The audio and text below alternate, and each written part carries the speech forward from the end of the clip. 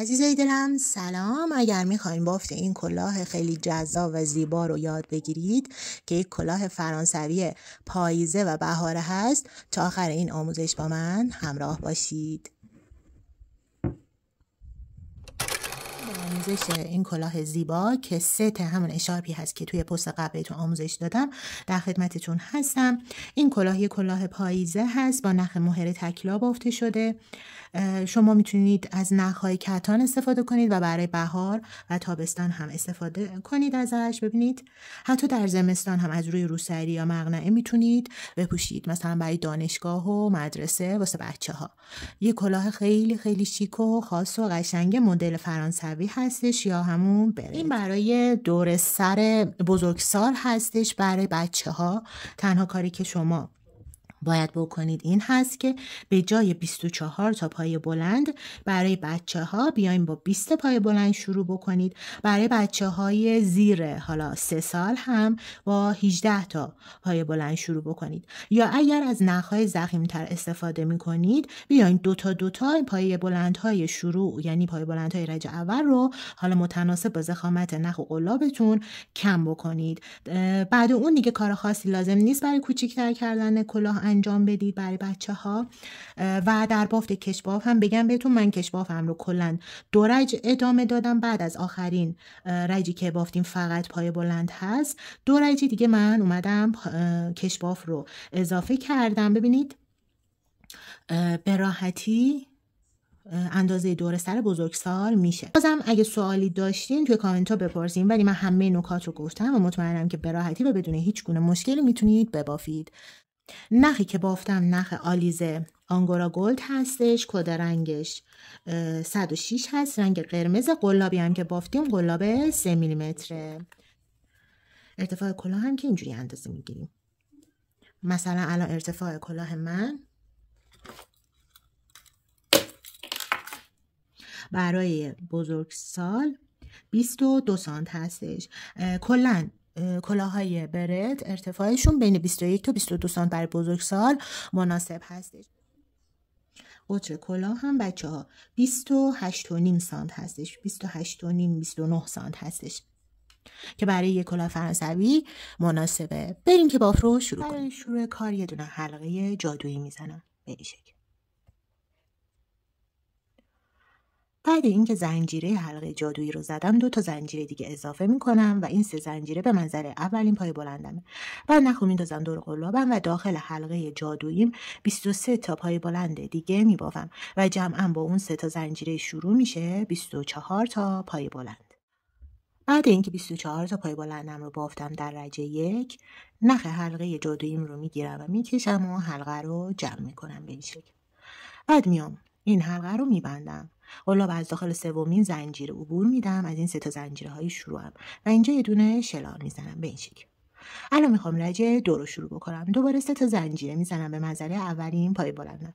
توی رج 2 ما میایم رو سر هر کدوم از پای بلندایی که توی رج اول داشتیم 2 تا پای بلند میبافیم. پس همینجا یه پای بلند دیگه میبافم. بعد میام سراغ پای بلند بعدی، رو سرش 2 تا پای بلند میزنم و به همین ترتیب رو سر هر پای 2 پای بلند میبافم. در انتهای رج 2 بافت یکم حالت چین چین پیدا میکنه، پس نگران نباشید. دوباره ابتدا و انتهای رج رو به هم وصل میکنم با یه شلال این شکل. الان میخوام رج 3 رو شروع بکنم. دوباره میام 3 تا زنجیره میزنم به منزله اولین پای بلندم. بعد میام رو سر پای بلند بعدی یه پای بلند میبافم. بعد یه زنجیره میزنم، نخو میندازم دور قلابم. 2 تا پای بلند بعدی رو میبافم، 1 2. دوباره یه زنجیره میزنم، 2 تا پای بلند بعدی رو میبافم، 1 2. دوباره یه زنجیره میزنم و به همین ترتیب 2 تا پای بلندام رو میبافم، ما بینشون یه دونه زنجیره میزنم. پس تعداد پای بلندا رو زیاد نمی کنیم تو این رج، فقط ما بین هر 2 پای بلند یه زنجیره میزنیم. به انتهای رج 3 هم رسیدم. آخرین 2 پای بلند و تک زنجیرم رو بافتم. دوباره ابتدا و انتهای رج رو به هم وصل میکنم. ببینید توی شروع رج 3 تا زنجیره داشتم، قلاب از داخل سومین زنجیره عبور میدم و اینجا شلال میزنم. الان میخوایم رج 4 رو شروع بکنیم. ببینید میام با یه شلال نخم رو منتقل میکنم ما بین اولین و دومین پای بلندم، یعنی اینجا میام یه دونه شلال میزنم. بعد میام 3 تا زنجیره میزنم به منزله یه پای بلند، 2 تا زنجیره دیگه اضافه میکنم. بعد نخو میندازم دور قلابم، همینجا یه پای بلند میزنم. این میشه یه دونه بافت وی 2 زنجیره‌ای. دوباره نخو میندازم دور قلابم، میام ما بین 2 تا پای بلند بعدی، ببینیم با این فضای تک زنجیره‌ای کار ندارم. میام ما بین 2 تا پای بلند بعدی یه بافت وی اینجا میبافم. یه پای بلند، 2 زنجیره، یه پای بلند دیگه. دوباره نخو میندازم دور قلابم، میام تو فضای ما بین 2 تا پای بلند بعدی یه بافت وی 2 زنجیره‌ای میبافم. و به همین ترتیب رج 4 رو تا انتها ادامه میدم. انتهای رج 4 هم رسیدم. ببینید انتهای رج رو به این شکل میبندم که میام از پایین این 5 تا زنجیرم رو میشمارم، 1 2 3.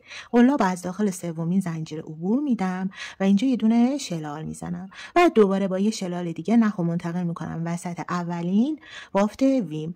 توی رج 5 دوباره بافت وی خواهیم بافت. میام 3 تا زنجیره میزنم به منزله یه دونه پای بلند، 3 تا زنجیره دیگه اضافه میکنم.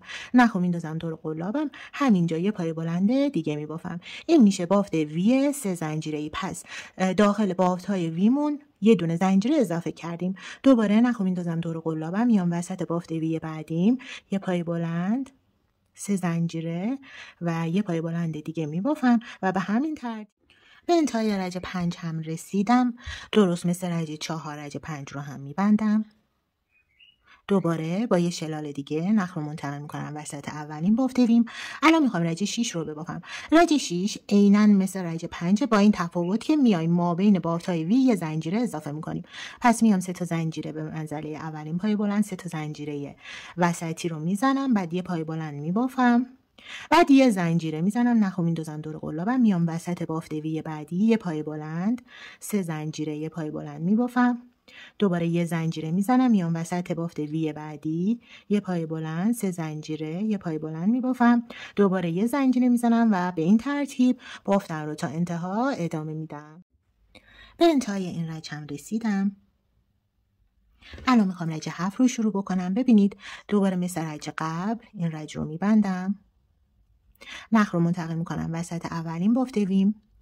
ببینید این دفعه میام شروع میکنم و بافت‌های صدفیم رو میبافم، یعنی داخل بافت‌های ویم قراره پای بلند ببافم.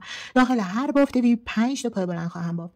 اولین پای بلند رو با 3 تا زنجیره میبافم و 4 تا پای بلند دیگه اینجا اضافه میکنم، 1 2 3 و 4. جمع میشه 5 پای بلند. بعد یه دونه زنجیره میزنم، نخو میندازم دور قلابم، داخل فضای تک زنجیره ما بین بافت‌های ویم یه دونه پای بلند اضافه میکنم. دوباره یه دونه زنجیره میزنم، نخو میندازم دور قلابم، داخل بافت وی بعدی 5 تا پای بلند میبافم.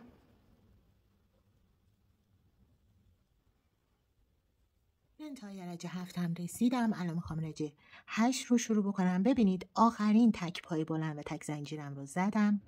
ابتدا و انتهای رج رو به هم وصل میکنم به این شکل با یه شلال. رو سر اولین پای بلند میام یه دونه شلال میزنم، پس 2 تا شلال زدم و از همینجا رج 8 رو شروع میکنم. 3 زنجیره به منزله اولین پای بلند میبافم، 2 تا پای بلند دیگه میبافم، جمع میشه 3 تا پای بلند. پای بلند آخر رو نبافته رها میکنم، همونطور که پای بلند اول رو نبافته رها کردم. 2 تا زنجیره میزنم، میرسم به تک پای بلندم. رو سر تک پای بلندم میام یه پای بلند، 3 زنجیره، 1 2 3 و یه پای بلند دیگه میبافم. پس یه بافت وی 3 زنجیره‌ای زدم رو سر تک پای بلندم. دوباره 2 تا زنجیره میزنم، نخو میندازم دور قلابم، میرسم به 5 تا پای بلندم. اولین پای بلند رو نبافته رها میکنم، از رو سر دومین پای بلند شروع میکنم، 3 تا پای بلند میبافم. پای بلند آخر رو هم نبافته رها میکنم، 2 تا زنجیره میزنم، میرسم به تک پای بلندم، رو سرش بافت وی میزنم، یه پای بلند، 3 زنجیره و یه پای بلند دیگه. دوباره 2 تا زنجیره میزنم و بافت رو ادامه میدم. به انتهای رج 8 هم رسیدم. آخرین 2 زنجیرم رو بعد از آخرین بافت ویم زدم و ابتدا انتهای رج رو به هم وصل میکنم. الان میخوام رج بعد رو ببافم که میشه رج 9 من. میام یه شلال دیگه رو سر دومین پای بلند که در واقع پای بلند وسطی هست میزنم، نخو منتقل میکنم رو سر پای بلند وسطی. بعد اینجا 3 تا زنجیره میزنم به منزله یه پای بلند. بعد 2 تا زنجیره حد فاصل میزنم، نخو میندازم دور قلابم، میرسم به بافت ویم. این دفعه داخل بافت ویم میام 7 تا پای بلند میبافم. 2 3 4 5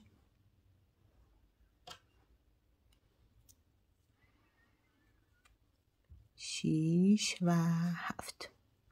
دوباره 2 تا زنجیره میزنم، نخو میندازم دور قلابم، میرسم به 3 تا پای بلندم. رو سر پای بلند وسطی یه پای بلند تک میبافم. دوباره 2 تا زنجیره، نخو میندازم دور قلابم، میرسم به بافت ویم و اینجا 7 تا پای بلند میبافم. و به این ترتیب بافت رج 9 رو تا انتها ادامه میدم. به انتهای رج 9 رسیدم. ببینید بافت چین چین میشه. پس اگه بافت شما هم چین چین شد یعنی که دارین درست میبافین، نگران نباشید. خب آخرین 2 زنجیرم رو زدم، رسیدم به اون 5 تا زنجیره شروعم. از پایین میشمارم 1 2 3، قلاب از داخل سومین زنجیره عبور میدم و اینجا یه شلال میزنم و به این ترتیب ابتدا انتهای رج رو به هم وصل میکنم. توی رج 10 ما رو سر این تک پای بلندامون میایم بافت وی میبافیم. پس اینجا میام 3 تا زنجیره به منزله یه پای بلند میزنم، 3 تا زنجیره بافت وی رو بعد میبافم، همینجا یه پای بلند دیگه میبافم. این میشه اولین بافت وی من. بعد میام 3 تا زنجیره میزنم، 1 2 3، نخو میندازم دور قلابم، میرسم به 7 تا پای بلندم. 2 تا پای بلند اول رو نبافته رها میکنم، 3 تا پای بلند وسطی رو میبافم، 1 2 و 3. دوباره 2 تا پای بلند بعدی رو هم نبافته رها میکنم، 3 تا زنجیره میزنم، 1 2 3، نخو میندازم دور قلابم، میرسم به تک پای بلندم. اینجا بافت وی میزنم، یه پای بلند، 3 زنجیره و یه پای بلند دیگه. دوباره 3 تا زنجیره میزنم، نخو میندازم دور قلابم، میرسم به 7 تا پای بلندم. 2 تا پای بلند اول رو نبافته رها میکنم، 3 تا پای بلند وسط رو میبافم، 1 2 و 3. 2 تا پای بلند بعدی رو نبافته رها میکنم، 3 تا زنجیره میزنم، میرسم به تک پای بلندم، دوباره رو سرش بافت وی میزنم، یه پای بلند، 3 زنجیره، یه پای بلند. انتهای رج 10 رسیدم. الان میخوام ابتدا و انتهای رج رو به هم وصل بکنم. ببینید 1 2 3، قلاب از داخل سومین زنجیره عبور میدم، اینجا شلال میزنم، دوباره نخ رو منتقل میکنم وسط بافت ویم و تکرار رج 9 رو خواهم بافت. پس الان میام تکرار رج 9 رو میبافم. پس دقت کنید، الان من از رج 11، خب اینجا رو خوب گوش کنید، از رج 11 شروع میکنم و تکرار رج 9 10 9 10، یعنی رج 11 هم میشه تکرار رج 9، رج 12 هم میشه تکرار رج 10 و به همین ترتیب یک درمیان تکرار این 2 رج 9 و 10 رو میبافم تا کجا؟ تا جایی که ارتفاع کلاه هم برسه به. خب بچه‌ها ببینید من به اندازه مورد نظرم بافتم. حتما دقت کنید که آخرین رجی که میبافید قبل از شروع رج‌های کاهشی باید تکرار رج 9 تون باشه، یعنی همون رجی که ما بافت‌های وی رو داخلش میبافیم. خب و اما چجوری ارتفاع رو اندازه بزنم ببینم به اندازه مورد نظرم رسیده. به این شکل تا کنید کلاهتون رو از وسط، به این شکل و اندازه بزنید. الان ارتفاع کلاه من 16 سانتی متر هستش. خب اینجوری اگه بخوام اندازه بزنم ببینید 16 سانتی متر ارتفاع کلاه من شده. بعد اینکه 16 سانتی متر بافتم در کل از بعد از بافت های وی 1 2 3 4 5 6 7 8 رج ترهم رو بافتم. الان میخوام اولین رج کاهشی رو ببافم. توی اولین رج کاهشی تعداد پای بلندهای صدفیم رو به 5 تا میرسونم. پس میام نخم رو منتقل میکنم وسط اولین بافت ویم، 3 تا زنجیره به منزل اولین پای بلند میزنم، 4 تا پای بلند دیگه. خب شد 5 تا پای بلند. 2 تا زنجیره میزنم، نخو میندازم دور قلابم، میرسم به 3 تا پای بلندم. رو سر اولی یه دونه پای بلند میبافم، دوباره 2 تا زنجیره میزنم، نخو میندازم دور قلابم، میرسم به بافت ویم. اینجا 5 تا پای بلند میبافم. خب بعد دوباره 2 تا زنجیره، یه پای بلند تکی، دوباره 2 تا زنجیره، 5 تا پای بلند و این رج رو تا انتها با این الگو میرم. میخوایم رج دوم کاهشی رو ببافیم. ابتدا انتهای رج رو به هم وصل میکنم به این شکل. بعد میام با یه دونه شلال رو سر دومین پایه نخم رو منتقل میکنم رو سر دومین پای بلند. دوباره شروع میکنم 3 تا زنجیره به منزل اولین پای بلند، 2 تا پای بلند دیگه هم میبافم. خب یه دونه زنجیره میزنم، نخو میندازم دور قلابم، میرسم به سر این پای بلند تکیم. رو سر این باید بافت وی بزنم. میام یه دونه پای بلند، 2 تا زنجیره، پس از زنجیره ها کم کردیم، دوباره یه دونه پای بلند میبافم، پس بافت های ویمون 2 زنجیره شدن. دوباره یه دونه زنجیره دارم، اینجا هم کاهش داریم. اولین پای بلند نبافته رها میشه، 3 تا پای بلند وسطی رو میبافم، 1 2 و 3. دوباره یه دونه زنجیره میزنم، میرسم به سر تک پای بلندم، رو سر این بافت وی 2 زنجیره میزنم، دوباره یه زنجیره و ادامه بافت دقیقاً به این شکل میره. خب این هم از انتهای دومین رج کاهشی. الان میخوایم سومین رج کاهشیمون رو ببافیم. دوباره نخو منتقل میکنیم رو سر پای بلند وسط، اینجا 3 تا زنجیره به منزل یه پای بلند میبافیم. بعد میایم زنجیره دیگه اینجا نمیزنیم، نخو میندازیم دور قلابمون، میرسیم به بافت ویمون. داخل بافت ویمون میایم 3 تا پای بلند میبافیم، 1 2 و 3. دوباره بدون اینکه زنجیره بزنم میرسم به این 3 تا پای بلندم. اولی کار ندارم باهاش، رو سر دومی یه پای بلند تک میبافم. دوباره بدون اینکه زنجیره بزنم نخو میندازم دور قلابم، داخل بافت ویم 3 تا پای بلند میبافم. دوباره بدون اینکه زنجیره بزنم میام و پای بلند وسطی رو فقط میبافم. دوباره میرسم به بافت ویم، داخلش 3 تا پای بلند میبافم و با این الگو این رجمون رو تا انتها میریم. انتهای این رجم رسیدیم. ببینید ابتدا انتهای رج چجوری به هم وصل میشه. ما تو شروع رج 3 تا زنجیره داشتیم، میایم و بلافاصله قلاب از داخل سومین زنجیرمون عبور میدیم و اینجا یه دونه شلال میزنیم به این ترتیب. توی این رجم فقط پای بلند ساده خواهیم بافت. ببینید میام 3 تا زنجیره میزنم به منزل اولین پای بلند و توی حد فاصله بین تک پای بلندا و این دستای ستایی پای بلندا یه دونه پای بلند میبافم. رو سر این پای بلند یه دونه پای بلند میبافم، رو سر پای بلند وسطی. دوباره توی حد فاصله بین 3 پای بلند و این تک پای بلند یه پای بلند میبافم، یه پای بلند رو سر تک پای بلند میبافم، یه دونه در حد فاصل میبافم، یه دونه رو سر سومین پای بلند میبافم، دوباره یه دونه حد فاصل، یه دونه رو سر تک پای بلند، دوباره یه دونه تو حد فاصل، یه دونه رو سر دومین پای بلند از اون 3 تا پای بلند، دوباره یه حد فاصل و به همین ترتیب بافت پای بلندام رو تا انتهای رج ادامه میدم. خب کلاه قشنگمون تا این لحظه به این شکل در اومده. بچه‌ها ما از این به بعد تنها کاری که خواهیم کرد بافت کشباف هست. کشبافمون هم کشباف یکی رو یکی زیر هستش. اولین رج رو با هم میبافیم، بقیه رو خودتون میتونید ببافید. ببینید ابتدا انتهای رج رو به هم وصل میکنم، چون که میخوام کشباف ببافم به جای 3 زنجیره تو شروع کار 2 تا زنجیره میزنم، نخو میندازم دور قلابم، قلاب از پشت اولین پای عبور میدم، نخ میگیرم میارم یه دونه پای بلند برجسته میبافم یا پای از رو. پای بلند بعدی رو به این شکل از زیر میبافم، دوباره پای بلند بعدی از رو بافته میشه، پای بلند بعدی از زیر بافته میشه. اگر کلاه خیلی گشاد هست برای سر، شما میتونید شماره قلابتون رو کوچیک‌تر بکنید. یعنی مثل من اگه با 3 میلیمتر میبافید میتونید با 2.5 میلیمتر کشباف رو ببافید.